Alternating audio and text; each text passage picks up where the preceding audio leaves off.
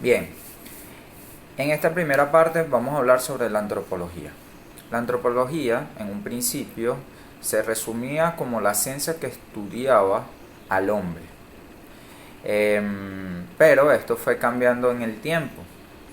En pocas palabras, la antropología se dedicó al estudio de las culturas. ¿Qué es la cultura? La cultura no es más que todos esos conocimientos que se van transmitiendo de generación en generación, cargadas de valores, principios, mitos, que crean una identidad dentro de un grupo. Pero estos conocimientos que se van transmitiendo de generación en generación no son cuestionados por ese grupo, simplemente son repetidos, son totalmente inconscientes. ¿Qué pasa? Que esa, ese grupo de elementos que de alguna manera crean una identidad hace que te diferencies de otras culturas. Y es por eso que nosotros los venezolanos tenemos una cultura totalmente distinta a lo de los colombianos, a pesar que lo tenemos aquí al lado. ¿Ok? Entonces, principalmente buscamos cómo la antropología nos da la oportunidad de hacernos conscientes de eso inconsciente. Cómo hacer visible lo invisible. Y él posee herramientas, esta ciencia posee herramientas que nos permite despertar y ver cómo la cultura participa en las adicciones, o cómo hace la cultura que nosotros nos volvamos adictos en una sociedad consumista. ¿Por medio de qué? ¿Sí? Entonces, hay dos factores fundamentales que influyen dentro del proceso de adicciones en las culturas, en las sociedades. Una es la cultura y otra es los procesos inconscientes.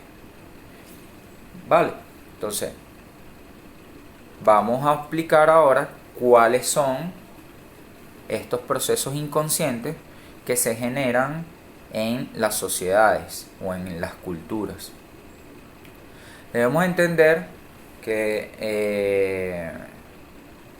de distintas corrientes se estudia el inconsciente.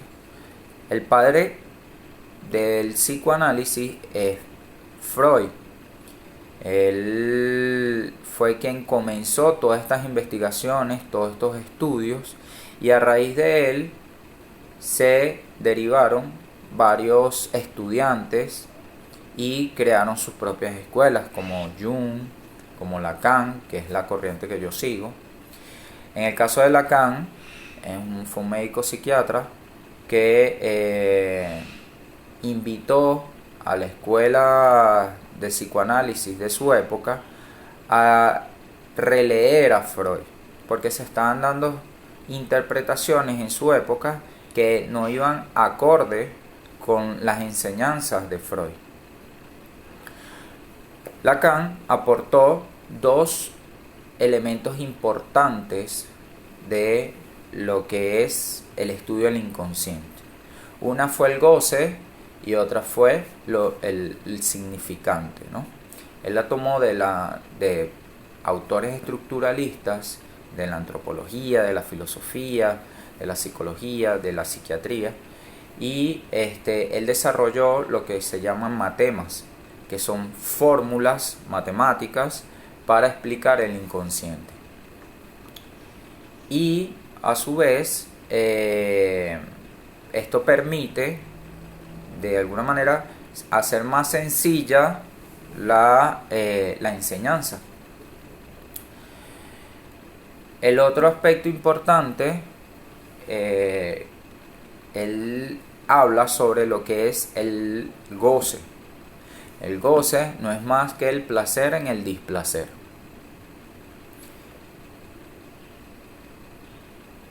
Cuando nosotros tenemos una X situación que constantemente se va repitiendo y se va repitiendo un patrón durante muchos años de tu vida, puede ser hasta toda tu vida, se te puede estar repitiendo el patrón sin darte cuenta lo que estás cambiando, o de personajes o de contexto, ¿verdad?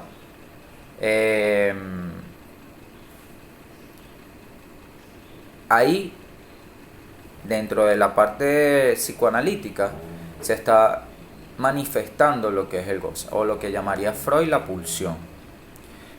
Procesos inconscientes que tú no sabes por qué esto te está sucediendo, porque te buscas la misma pareja, porque te buscas el mismo trabajo explotador, o porque siempre te consigues a personas que abusan de ti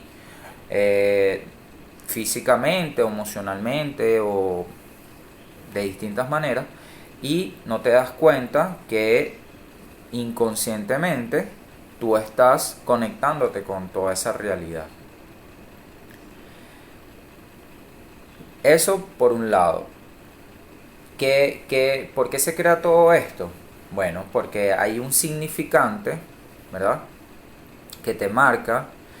Lacan habla de que nosotros cuando nacemos en una cultura estamos estructurados por el lenguaje de esa cultura. El lenguaje está lleno de significantes.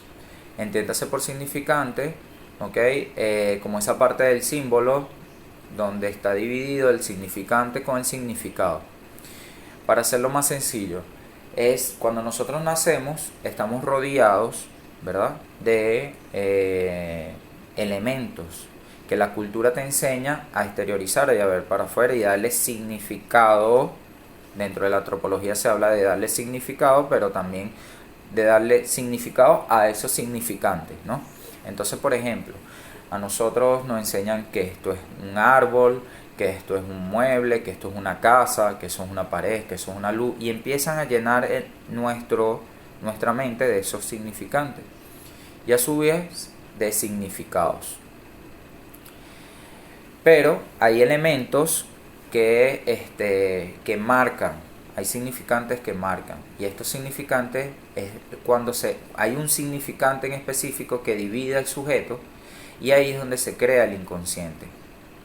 Y a raíz de ese significante número 1 se genera una cadena de significantes que nos van a llevar a repetir ciertos patrones. ¿Por qué sucede esto? Porque, bueno, Lacan explicaba que hay él coloca el ejemplo del destete, cuando la madre quita la teta del bebé, se hace una especie de pérdida, se genera una pérdida. Y esta pérdida, ¿verdad?, se dice que genera agujeros, un agujero internamente. Entonces nosotros pasamos toda una vida buscando de llenar ese agujero, pero con elementos, creyendo que ese agujero, o sea, buscando ese objeto perdido.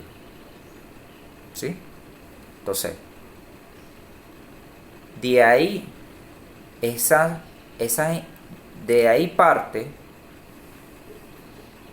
nuestro goce, porque de ahí nosotros empezamos a buscar de llenar ese vacío con goce, o gozamos con eso.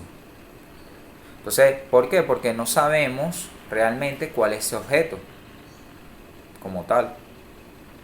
No sabemos cómo, qué fue lo que realmente perdimos, y entonces buscamos en el otro lo que está en nosotros.